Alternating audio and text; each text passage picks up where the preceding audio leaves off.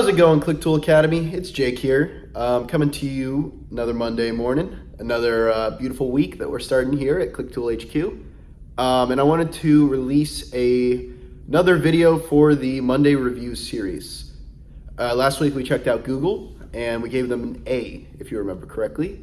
And this week we're going to look at the Apple homepage, see how it compares to the Google homepage, and see how they do their marketing. Is it better? Is it worse? Is it more interactive? Is it more traditional with a classic affiliate internet marketing model? We're gonna see. Let's go check it out. All right. All right, and here we have the Apple homepage. Right off the bat, again, just like our video from last week about the Google homepage, this page is super featurette oriented. Super feature oriented. It's a total featurette. And uses a lot of the same principles that the Google page used. If you haven't watched that video, definitely check it out. I go into depth about sort of the way that Google uses both a traditional featurette format, but also analyzes and improves and expands on that in ways that only a company like Google or Apple or Amazon or any of these large companies with hundreds of employees could. And let's see how Apple does here. And give them a grade. So far, I'm gonna be honest, like, it's a beautifully built site, but I'm not as big of a fan of their page as I am of Google's homepage. It's got this great bar, which makes it super easy to find what you want. Still, don't get me wrong, still an amazingly built page, but it doesn't have the same design. And let me explain what I mean by that. It uses this featurette format in its own original way. It presents the headline, the subheadline, and the call to action just like the Google page did, but it does so in its own unique way where instead of having it side by side, it puts the headline, subheadline, and call to action on top of the images. And I mean, Apple's Apple, they know what they're doing. They're a great company, but I'm not a huge fan of this model just because it creates, for one, a lot of what feels more like dead space on the sides here. Just because when you put the headline in the center, you're looking at a page that's formatted as a singular column. So the entire page is now this column, and the way the headline is centered here leaves a ton of open space on both sides design-wise. There's nothing wrong with that necessarily, but personally I find it to be a little wasteful. Of course, again, as I explained in the video on Google, and I'll explain again here, Apple isn't going to be designing its pages the same way that an affiliate internet marketer would. Their pages are far more brand oriented, so you're going to have to take their page design with a grain of salt when trying to apply it to affiliate internet marketing purposes. Here, for an internet marketer, for an affiliate marketer, this would be a waste of a lot of open real estate at the top of the page, and you're going to lose a lot of your customer's attention by not effectively using this space.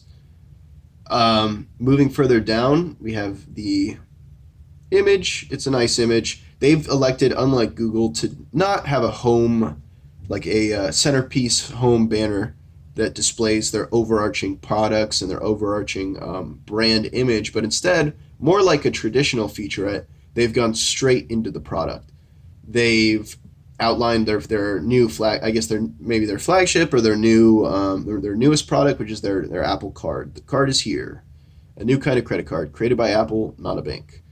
And they've got it here. They've got it with their iPhone just to show the interconnectivity, and yeah, it gets the message across pretty well. As a top spot, I mean, it's good. I don't know if it's my favorite, but it's all right.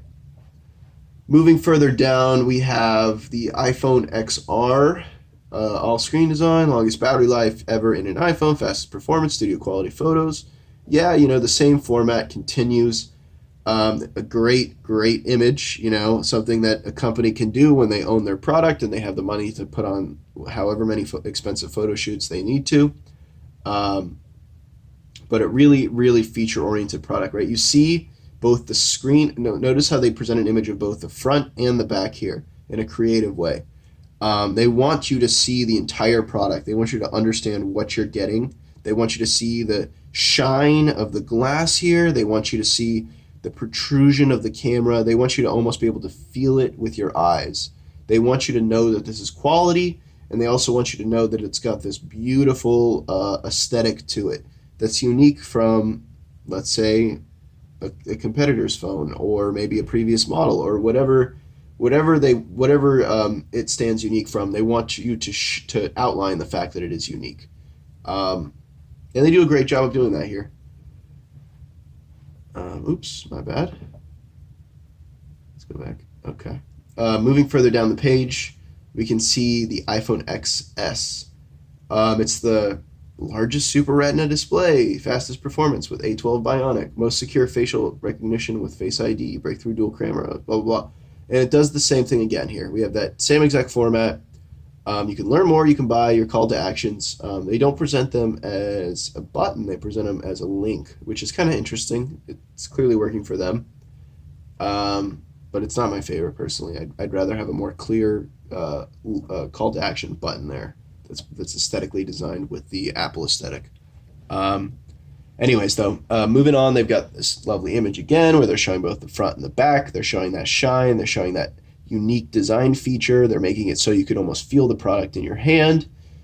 And moving further down, we get to their smaller featurette little pop-ups here. And you notice it's almost identical, apart from the home banner. I think Google had another little menu, scroller menu here. The format is almost identical to the way that Google sets up their page. They have the menu on top. They have the large key featurette, sections. And then they get to the bottom here, which they have the smaller featurette sections that are still just as feature-oriented, but are more spread out so you can see them all at once, and you're not necessarily coming to this page specifically for these, or they're not specifically trying to market these to you as much as they are these items above, but they still want you to be able to see them.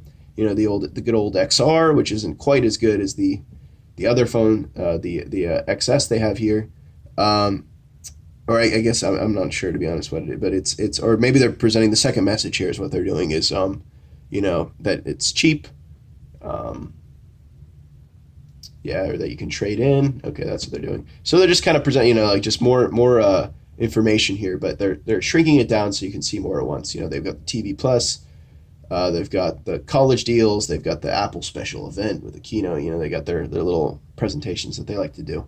So they got all that here, and it's literally the same formula that we had from the Google video before, which is crazy. It's less content for sure, because you get to the footer menu down here, which is larger than Google's, but it's still less content overall than the Google video was.